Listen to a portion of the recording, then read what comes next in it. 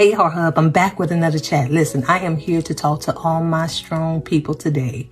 I'm talking to those that always reaching out and calling, checking on everybody else. You always encouraging everybody else. You praying for everybody else. You even showing up and being present for everybody else. But it seemed like when you need that same love and support in return, it seemed like nobody's ever available, or they don't have the capacity to pour into you just as much as you pour into them. I'm talking to you today. God wants me to address that heaviness, that overwhelming feeling, that frustration that you're carrying that you're not even talking about, but you feel like you're that strong person that nobody care to even reach out to see if you're okay. I'm talking to you today. So I'm going to jump straight in. I was reading on the story of Mary and Martha, and this was during the time that Jesus came to visit them, and him and Lazarus was real cool. Lazarus was his homeboy. So Jesus had visit, but of course the sisters, Mary and Martha, of course they probably had made plans that they was going to host and make sure that everything was in place. But this is where everything ended up taking a turn. When Jesus arrived and everybody was hanging out, Martha immediately went into serving mode. She was in the kitchen. She was setting things up, setting the table, making sure that everything was good. She wanted to make sure that Jesus' visit was pleasant. I would probably have done the same thing. But things had took a turn. She became frustrated because she noticed that her sister, Mary, was sitting at the feet of Jesus the whole time. And she probably became frustrated because, one, I know people heard her in the kitchen probably clicking and clacking pots, closing cabinets, walking to and fro, going to the table, setting the table, doing everything to host this gathering. And she noticed her sister didn't even look up to lend a helping hand. Nobody even looked up or peeked in the kitchen to see if she needed help. And that frustrated her. And it frustrated her so that the Bible speaks on her frustration and what she said. So I'm going to take you to the biblical references. It's Luke chapter 10, and we're in verse 40. But this is where Martha basically popped off. She said, "Lord, do you not care that my sister has left me to serve alone? Therefore, tell her to help me." And Jesus answered and said to her, "Martha, Martha, you are worried and troubled about many things, but one thing is needed, and Mary has chosen that good part, which will not be taken away from her." Basically, in so many words, Jesus was saying, Mary had enough sense to come sit at my feet. She must have been depleted. She must have been maxed out. She was at full capacity. She had nothing else to give.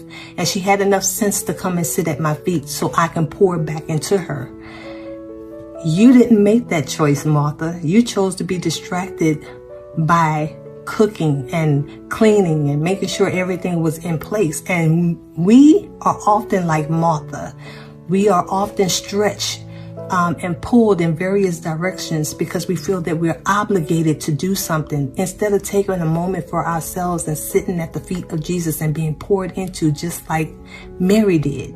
And God is saying that I'm always present. I will never leave you or forsake you. So imagine being present and you can be poured into at any time, but you're so busy, distracted, doing for others and meeting other needs, and you're neglecting your own soul. And God's saying it's time to stop being depleted and doing for other people, basically putting yourself on the altar for other people to sacrifice you for their own convenience.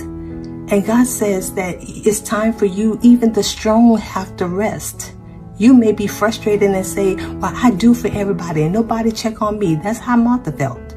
Martha said, "I know they see I'm in here struggling, but nobody checked on me." But God said you had a choice. You had a choice to pull away from that and come sit in my presence and be poured into. Just like you have a choice. Not being obligated to everything, showing up for everything, and neglecting your own soul, your own mental state. You have to sit down and know even you have to be poured into. And we have to stop waiting for people to pour into us like we pour into them. We often are disappointed because we're looking for us in other people. And God said we're not going to always get that. So in this that God is saying, take time out, sit at my feet. If you have to just cry. If you have to share your frustration, share your frustration. But he wants you to take the time out and take advantage of his presence like Mary did. So I pray that this blessed you. This was just a short moment, but I pray that this blessed you. I pray that you take a moment to sit at his feet. I pray that you take a moment to rest and not be overwhelmed by meeting everybody else's needs. Because I know for me, God had to tell me that the reason why I'm frustrated and I'm tired and I'm overwhelmed because I'm trying to be God. I'm trying to be him. I'm trying to meet everybody's need, and I'm not wired. I don't have the capacity to do that.